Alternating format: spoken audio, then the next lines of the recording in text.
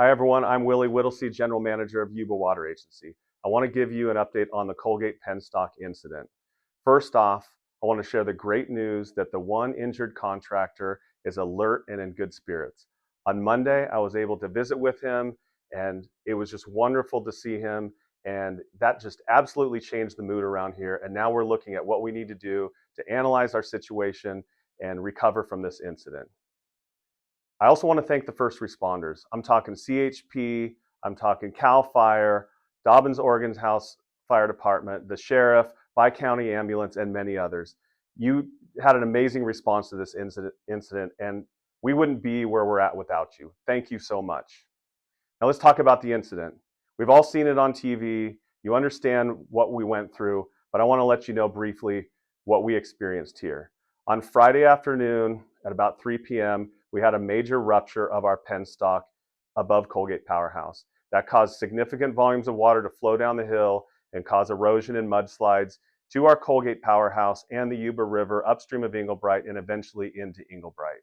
On Saturday morning, we responded and we basically split this into two incidents. There's the assessment of the damage at Colgate Powerhouse and the hill slopes above, and there's also cleanup going on at Englebright Reservoir. Let's start with Englebright Reservoir. We've been very successful containing the debris in the reservoir and cleaning it up. By Saturday afternoon, we had oil booms around the debris and we started pulling material out of the reservoir.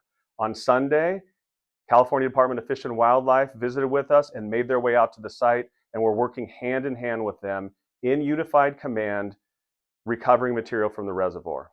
By Sunday afternoon, we had a second oil boom around that material and we continued our cleanup efforts. And on Tuesday, we brought in a second environmental contractor to help supplement our oil booms with hard booms to maintain that material. We now have an excavator on a barge removing that material, and we hope to get all of that material removed before this next wave of storms that comes in next week. Now let's talk about the Colgate Penstock incident site. So upstream of Colgate Powerhouse, the hill slope is significantly eroded. On Saturday, we had consulting geologists come out and do an assessment to determine what we need to do to make the site safe. They were able to work Saturday and Sunday, but the storms on Sunday evening have prevented any additional work.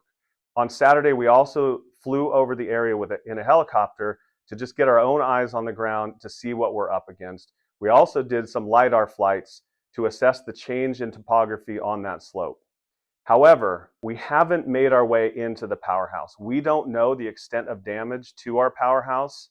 We don't know the condition of the equipment at the powerhouse, and we honestly don't know exactly what we're up against. The storms of the last several days have prevented that access, but we're eager to get in there to find out the condition of our equipment and what it's going to take to recover from this incident. We're committed to keeping you informed, and I want to just thank everyone for all of your support.